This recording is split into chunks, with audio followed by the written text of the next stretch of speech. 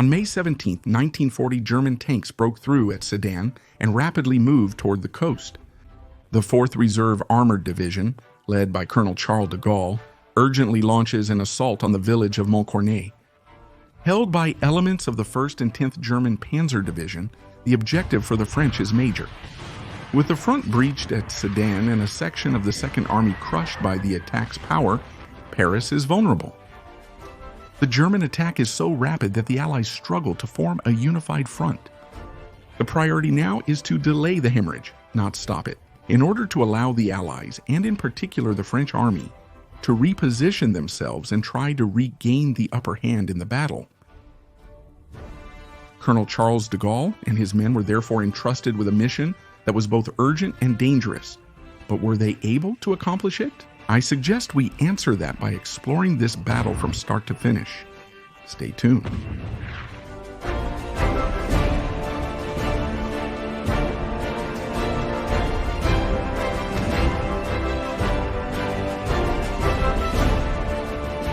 Following the breakthrough at Sedan, the French didn't simply stand idle as the German tanks passed by during these crucial days. As soon as the information is confirmed, the French High Command hastily organizes a reserve army. In fact, they take what they have at hand and gather it together within the 6th Army, whose mission is to block the Germans' path to Paris. Additional arrangements are established north of the breakthrough, which will be discussed in detail in a forthcoming mini-documentary. Within this hastily amassed reserve, there are mobile reserve divisions organized in late April and early May before the offensive began. General Gaston Billaud, in charge of the 1st Army Group, insisted on the necessity after observing the German army's invasion of Poland. He is backed by his superior, General Alphonse Georges and Colonel Charles de Gaulle, who has been advocating for the motorization of the army and the implementation of armored divisions organized around tanks since the 30s, and pestering the general staff on the subject for several months. General Gamelin, the Allied forces commander-in-chief, unknowingly makes a decision just days before the German offensive, establishing 2 reserve armored divisions, in addition to the 2 already deployed, comprising light, medium, and heavy tanks. And so it is that Colonel Charles de Gaulle takes, on May 10, 1940, command of the 4th Reserve Armored Division. Coincidentally, on this same day, Germany launches its offensive against the Netherlands, Belgium, Luxembourg, and France. The division is simply not operational, since the various elements composing it have never operated together, and they are positioned at different points of the country, ranging from Normandy to Loire, and therefore they must be assembled before considering any operation. However, as early as May 14th, just 4 days later, the Germans crossed the Meuse, and the French had to urgently find a solution. On May 15th, 1940, the Germans rushed at an impressive speed into the gap they opened by crushing the 2nd French Army. It's the 6th French Army that is tasked with protecting the road to Paris. However, it is no more in place than the divisions that make it up, and this hastily cobbled together army needs time. So it is up to the 4th Reserve Armored Division, entrusted to Colonel de Gaulle, to take on the difficult task of buying time while no less than 3 German panzer divisions are lurking in the area. What forces does de Gaulle command, and what is his strategy for the current situation?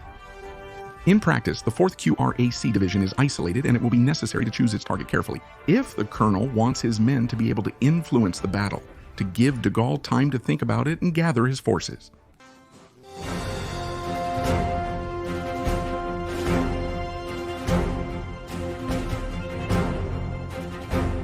The 4th French Armored Division comprises tanks of varied caliber and quality. It includes heavy, medium, and light tanks, which are sometimes old, often incompletely equipped, lacking radios, and even shooting glasses. While the division has no anti-tank guns, nor anti-aircraft guns. It lacks artillery to the extent that an artillery regiment is converted into an infantry regiment, due to a lack of cannons as well as a simple infantry unit, simply insufficient to hold the ground. De Gaulle must work with what's available, as per the clear order. The German advance threatens Paris. It is therefore urgent to slow down the Germans to allow the 6th Army to position itself, de Gaulle having received the command only 6 days earlier, gathers his troops in Linz on May 16th and targets Montcornet. But why specifically Montcornet? According to German historian Friseur, the location serves as both a logistical hub for German tanks to advance and the headquarters of German General Heinz Guderian's Armored Corps, which spearheads the attack. The tactical choice of Colonel de Gaulle to launch a quick attack on Montcornet is therefore well seen, as it will inevitably disrupt the German advance, and thus gain the famous time that the French lack. Taking the place would even go beyond this objective of slowing down by imposing a halt on Guderian. It is May 17, 1940. It's 4:15 in the morning and the engines of the French tanks are starting to purr while the day has not yet dawned.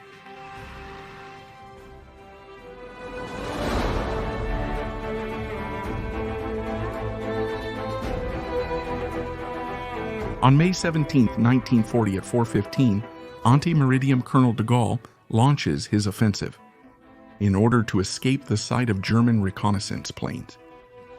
The morning goes well overall. The French tanks destroy several columns of German vehicles and defeat all the units they faced during their advance towards the Montcornet and Lille sector. The only hitch in the first hours of the offensive: several heavy French tanks get stuck in the marshes between Liège and Chivres and only rejoin their units several hours later, around noon. Things get seriously complicated for the heavy French tanks, which once again fall victim to their high fuel consumption.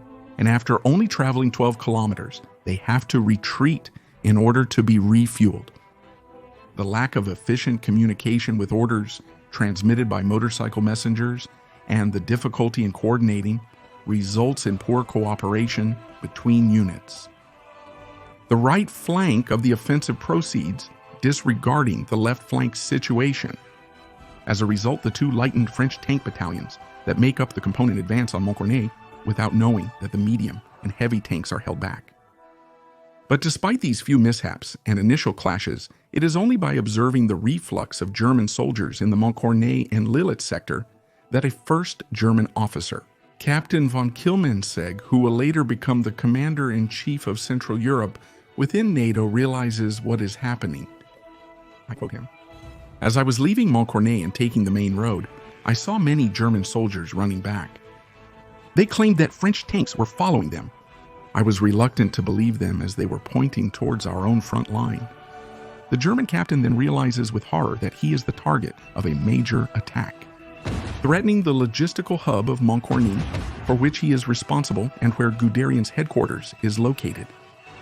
He then alerts his superiors and urgently organizes the defense of the place. Luckily, he has at hand what he needs to deal with the French tanks, at least temporarily, since he can rely on anti-tank guns and anti-aircraft guns that are also capable of piercing certain armors, while he sets up a mine barrier and evacuates as many logistical convoys from the area as possible. The fighting is fierce, and some of the French light tanks manage to enter the streets of Montcornet. But after 3 lengths of combat under heavy fire, during which the French lose 7 light tanks without managing to take control of Montcornet, fuel is running low and a decision must be made. Officers decide to retreat around 3 p.m. before the attack becomes a disaster, as the medium and heavy tanks have yet to arrive. But what's quite terrible about all this is that this decision, which is entirely logical given the situation and the information the officers have, is nonetheless made. The French medium tanks regain momentum, with the heavy tanks following an hour later. Each hour lost when buying time is critical enables the Germans to strengthen their defense, where they would probably have cracked in the early afternoon. If the heavy tanks had been able to join the attack at 4 o'clock, Montcornet receives solid reinforcements.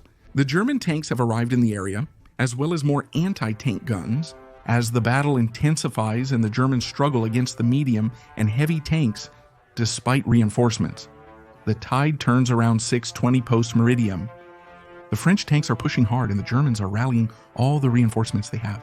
They even strip the stone sector, where they face another French armored division, to repel the attack.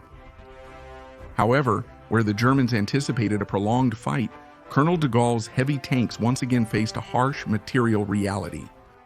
They once again run out of gas and have to go back to the rear to refuel. Without infantry to secure the area, this maneuver again eases the pressure on Montcornet. It was seemingly during this move that the requested German air support arrived. The horrifying sirens of the German Stuka bombers pierced the air on the late afternoon of May 17, 1941, and destroyed several French tanks along with their crews and officers. When night falls, the outcome is quite strange, as there have been many issues and problems on the French side, giving the impression of a missed opportunity.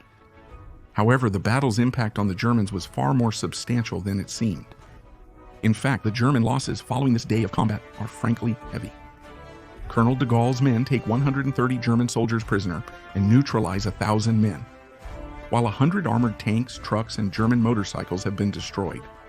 The French's definitive loss is even more glaring in this context. 23 of the 88 tanks engaged, with only 25 men remaining, including the ground offensive commander. The assault successfully delayed and diverted attention. He nearly captured the village of Montcornet, a capture that certainly went beyond the objectives entrusted to de Gaulle, but which for once would have endangered the German advance, if of course the position could have been held. The swift response of German officers at all levels enabled them to hold Montcornet, albeit with significant casualties. The battle's violence and German resources demonstrate the significance of this logistical node for the German army. In the context of his advance, Nock therefore rightly chose to target Colonel de Gaulle, given the admission entrusted to him. This confrontation also illustrates the ability of the French to strike hard, despite real material, human, and logistical chaos linked to the emergency context preceding the confrontation. In fact, a German reaction delayed by just 2 hours allowed the French to settle in Montcornet and threaten the rear of Guderian, or even to capture his headquarters. Germans rarely lacked this reaction time during the Battle of France, while the French almost systematically did. Colonel de Gaulle and his men have thus completed their assigned mission. De Gaulle's pressure ensured that the 6th Army deployed under favorable conditions on the evening of May 17th. The defense line is in place, preventing German advance to the south. It is not heavily engaged, as Guderian's main objective is to reach the coast, not Paris. The primary German push is towards the north, not the capital. 2 days later, another clash occurs without the same impact.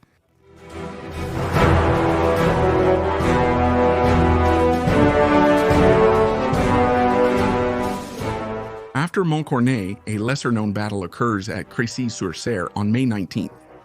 The Germans clearly won the second battle, not letting themselves be caught off guard again.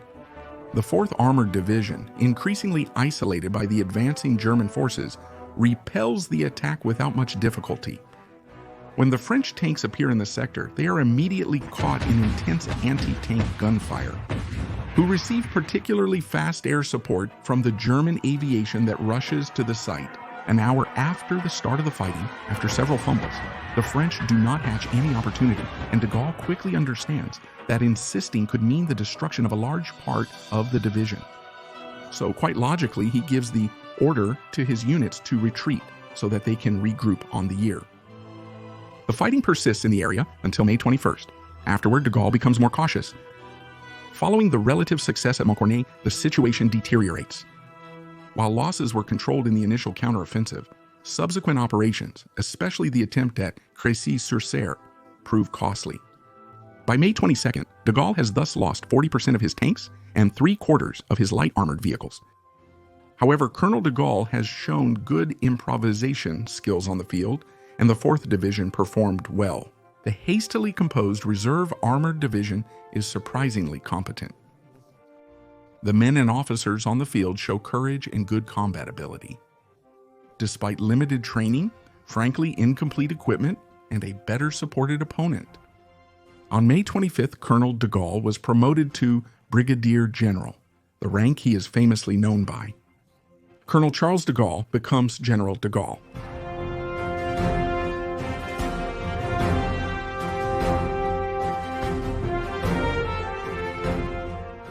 Moreover, Have you ever wondered how the Germans, in practice, managed to break through the Allied device in May 1940?